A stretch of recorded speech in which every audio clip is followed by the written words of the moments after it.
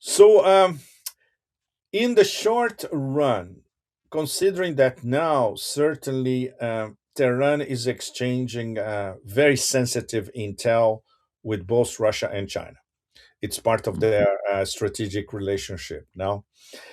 Would you say that this newfound national unity, which is what we have in Iran at the moment, we can say that the absolute majority of the population is united in terms of we identified an external attack on us. So obviously, there's more social cohesion. Do you think this will be the main factor from now on, or considering that everyday life will continue to be difficult, cost of living will continue to be high, would you say there's always the possibility of these protests coming back and being instrumentalized again? Yeah, there is always, as the, I think the main issue is here, that the Russian economy was dependent on dollar before the war in Ukraine happening more than 54%. During the war, they have reduced their dependence on the US dollar, to below 13%, if I'm not mistaken. Last time Putin talked, he said it's not even less than 13%. No, I now it's think around the 10 or so. Iranian government, Go ahead, please. I think the Iranian government, Pepe, should think seriously about the dependence of the Iranian economy on dollar. They have to make major decisions here.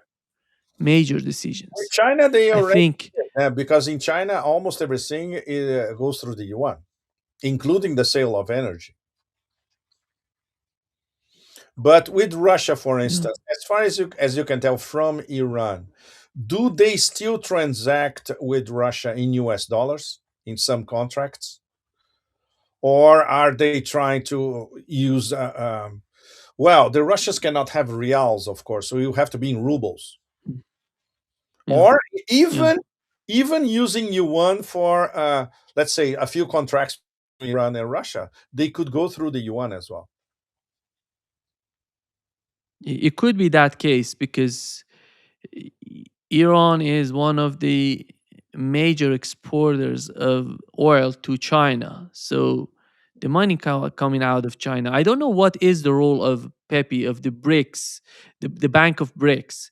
Are Not they yet. capable of accepting the Iranian rial or other No, currencies, or they're they currently are not. accepting And this is just ruble and yuan? it's no, it's a very good question that you point now, Nima, because it points once again to the incapacity of the NDB, the BRICS Bank, to do anything with one of the key BRICS members. Why? Because the statutes of the NDB are in US dollars. Most of the loans of the NDB, they are in US dollars, which is something completely absurd. So if they don't start to re-engineer all that from scratch, it will continue to be, I would say, a peripheral development bank, even compared to the World Bank. So this opens another a gigantic can of worms, because you have to basically restart the NDB from scratch. So that explains why the NDB to make loans to Iran, for instance. Because These and are on top of that, they'll be afraid of being hit by secondary sanctions, Dima. When the yeah. Americans, you have your bank in Shanghai doing loans with Iran in US dollars. No, secondary sanctions on top of you. It cannot work. Exactly. We had it. We had it 25% from Donald Trump and his administration on Iran, and anybody who's, have the, and we. I don't know if India would do that, but the case of Same India, thing. he said that, The same thing. They will be afraid of secondary sanctions. yeah, So this points once again to, if the BRICS finally get their act together. It's one of the columns that I wrote. I think my column last week was exactly about that. All the different, I call it the BRICS lab, the different systems that the BRICS is testing to finally start bypassing the US dollar. BRICS Bridge, BRICS Pay, countries using the SIPs, the Chinese interbank paying system, the unit. So this year, before the summit in India at the end of the year, they have at least to agree on, I would say, a very tight roadmap from 2026 to 2027. Look, let's find the system that everybody on the table approves and let's invest on it. Because once, as long as you cannot escape transactions in US dollars or inside the international financial system controlled by the Americans, you cannot even start talking about multipolarity. It does not make sense at all. And we see the case of Iran, which is over 6,000 sanctions on Iran for 4 decades. The only way for them to escape is if they can conduct their transactions outside the US dollar, immune to sanctions, and obviously reorient their whole trade and commerce environment towards Eurasia as a whole, which of course Iran is doing it, but it's very slow at the moment. And with all these roadblocks, for instance, they cannot get a loan from a BRICS bank, even if they are a BRICS member. That's completely absurd. Completely absurd. Yeah. Pepe, what has happened in at the UN Security Council, the session that the United States has asked, for, and they have brought two Iranian, and many people here in Iran know these people and know their sort of rhetoric, but Mike Waltz has invited these two people to talk about the situation in Iran. And then the United States, we had the United Kingdom. On the other hand, we had Iran, Russia, China all together, talking about. Iran didn't send its representative to this session. It said the vice of the representative, deputy. And how did you find it? Why is the United States is yeah, it seems that we've lost Pepe. Let's see. He's gonna come up. Let's see here.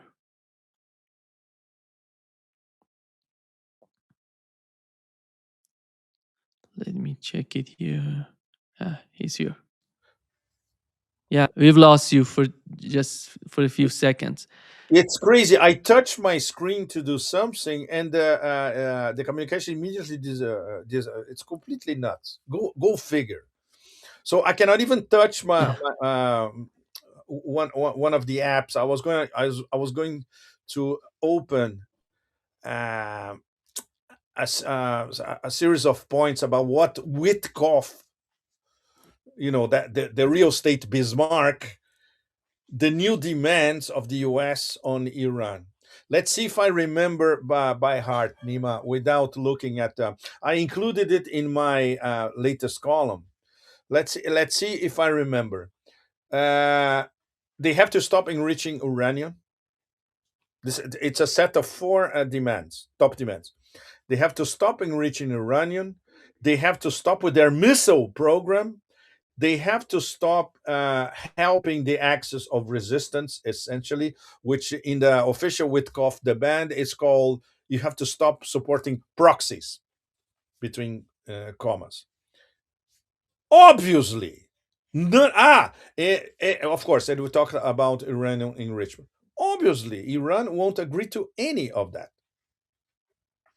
Because, first of all, because these are the same diktats.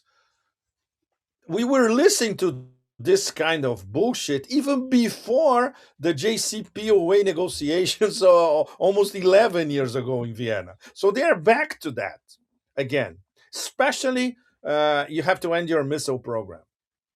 So what are the Americans proposing now under Trump? Look, you have to do all that. If you do all that, all these four, maybe we're going to lift sanctions. When they say we will lift sanctions, the Trump administration cannot say that because these sanctions have to go through Congress, the Senate and Congress, where it's obvious because the Senate and Congress are completely controlled by the Zionist axis. They will never approve lifting sanctions against Iran. And the second part is like a comic book, Nima. The Americans are saying, Iran will be able to return to the international community. As if Iran was out of the international community. This is totally stupid. Iran is a BRICS member. Iran is a Shanghai Cooperation Organization member. Iran is a member of the Eurasia Economic Union. Iran is it's obviously in the UN and goes to some of the most important meetings in the UN. So Iran is in the international community. So once again, we have, I would say, a tsunami of nonsense coming from the Americans, posing as, we are offering something to Iran and they are refusing a path to peace. It's the same bullshit, right? There we go. How are you going to argue with that? So, very, very important. Before it gets lost in translation, Iran has to explain in different fora all over the world in English. So it will be quoted in English, not in Farsi, because it will get lost in translation. In English, at the UN, at BRICS, at the SCO, everywhere. Look, this is what the Americans are offering us. Judge for yourselves. Would any self respecting sovereign country abide by these diktats? Obviously not.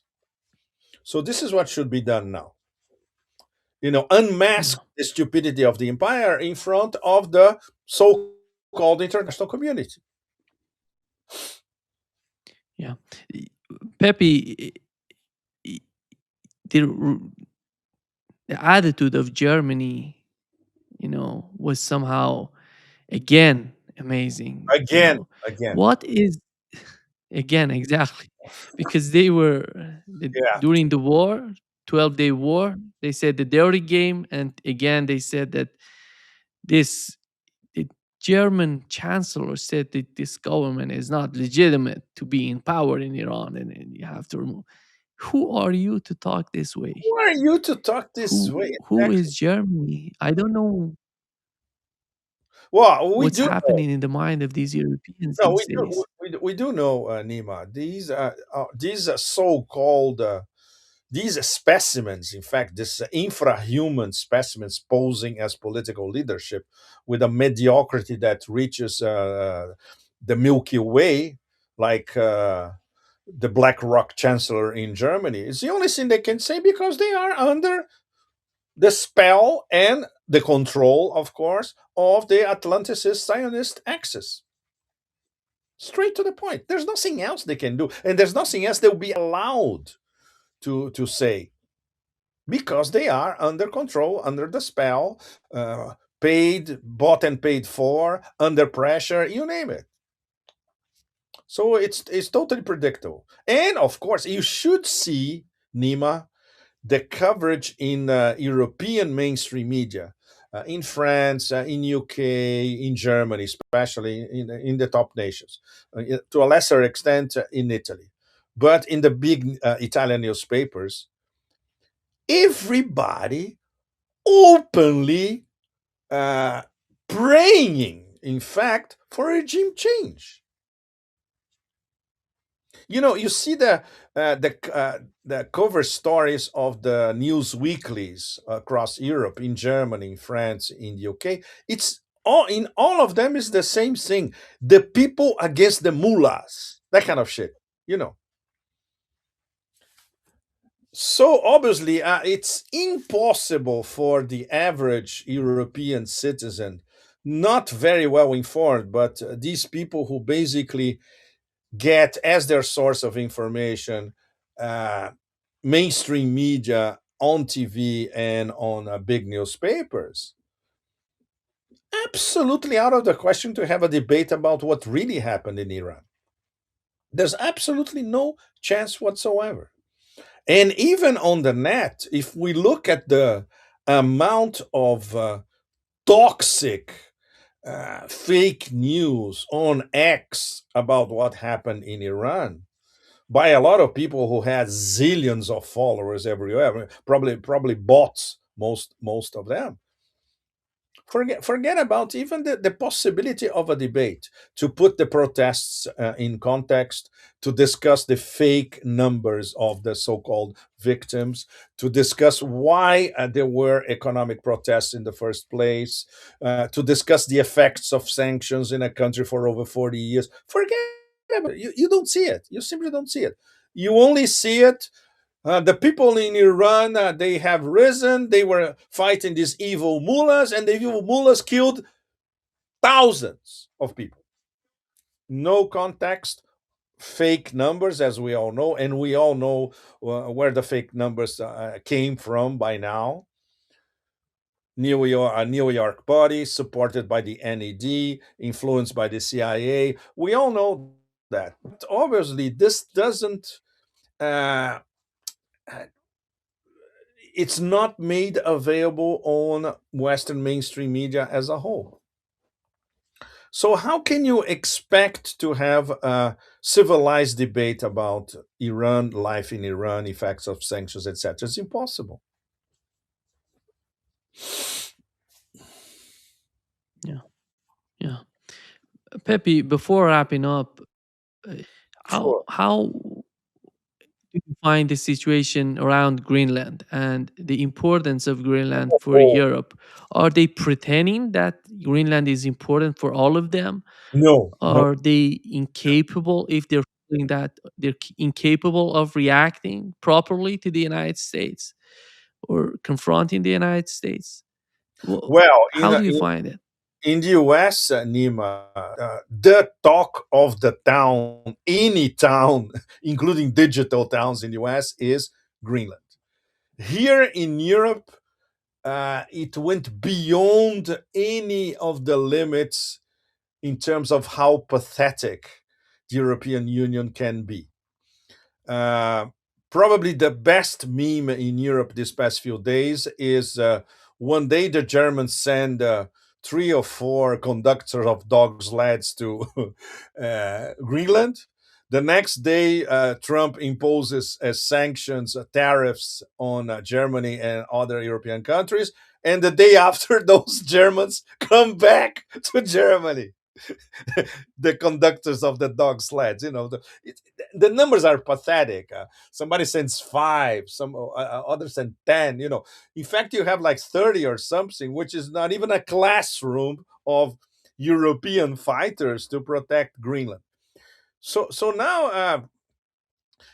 uh, there are different narratives in Europe about the specific pathetic role that they are playing all over Greenland, especially when you compare with what was happening to Iran. In terms of, even big mainstream media are starting to ask, I would say, okay, very, very childish questions like, look, we were expecting the Russians to attack Europe, but in the end, we were attacked by the Americans. It's finally ringing, in their minds, that they are, and they will continue to be attacked by their number one ally, protector, his master's voice, you name it. And at the same time, they try to, I would say, change the subject, talking about the EU Mercosur. This is an enormous victory for Europe. We're going to integrate the biggest trade deal in history. We're going to integrate to South America. We're going to export a lot of stuff to South America. So we're going to have Europe developing again. Blah, blah, blah, blah. Bullshit. Everybody knows that this is bullshit, because basically this is a deal for enormous, gigantic, massive Brussels lobbyists representing enormous uh, um, European conglomerates, which plan to profit from South America for their own benefit, especially German. And it's not by accident that the figure who clinched the deal for the European Union, the toxic Medusa, she's German. because this is essentially a Germany Mercosur agreement. Here in France, everybody literally is against it. Everybody, with two or three exceptions. In Italy, the same thing. And in Italy, they are blaming Meloni because she caved in at the last minute. And the agricultural sector in Italy, almost everywhere, they're blaming Meloni. I said she fucked up, essentially. She the pressure from certain industrial Italian interests, very very powerful, was too strong, and she caved in the end. So they changed the subject, talking about the EU Mercosur agreement. When it comes back to when the situation, but you cannot escape Greenland. How they're going to reconcile with the fact that the owner of NATO, his master's voice, the power that forced Europe to give up cheap Russian energy, deindustrialize, provoke serious problems to most European citizens, uh, deviating funds that could go to house, education, infrastructure, etc., to buy American weapons to send to Ukraine. How can you beg his master's voice, please don't invade Greenland, don't take Greenland from us? So, it's very hard, Nima, to find, I would say, one editorial here and there, or one journalist who has not been completely bought, basically saying, look, if this happens, this is the end of NATO and this is the end of the EU at the same time. And there's nothing they can do about it because they put themselves into this position. They bought from the beginning the notion of a forever war against Russia, thinking that they were going to win, and they never thought about a plan B. They bought into the notion that they could rely on the Americans as reliable partners, selling them weapons for their forever war against Russia. They totally were completely misled into, you have to abandon cheap Russian energy and buy energy from us Americans because we are protecting you and Russia want to invade you. They bought into this fiction, and now they are in total desperation because the numbers are already being compiled. Soon Europe will be buying over 50% of their energy from overpriced energy from the Americans, and they will never be able to get rid of it. Never, never. So when you look at the accumulated stupid mistakes of the leadership of the European Union, the European Commission, the European Parliament, and all the major capitals in Europe, no wonder they are in this situation now. And if Trump tells them, which he's telling you, look, shut up. I'm going to get Greenland because it's a matter of US national security. There's nothing you can say about it. And if you complain, I'm going to stick more tariffs on top of you. So shut the fuck up. This is what they're listening from his master's voice. And there's nothing they can say about it. It's really a bunch of chihuahuas, Anima. It's beyond pathetic. And there's no plan B. What are they going to do? They're going to, tax US military bases across Europe. Are they going to close down these bases? Of course not. They don't have the guts to do that. So this situation is beyond. Kafka could not have thought of a plot like that. And everything can be attributed to this slow motion political and economic suicide by the so-called European elites. It is something. It is something mind blowing. None of us have seen anything like this in our lifetimes, and our predecessors, they had never seen this. Okay, they saw the intersection between World War I and World War II, which was in itself completely nuts. But this, in terms of a completely absurd scenario, is getting closer and closer, with no way out for Europe. That's worse. They have simply no way out of the predicament they created for themselves.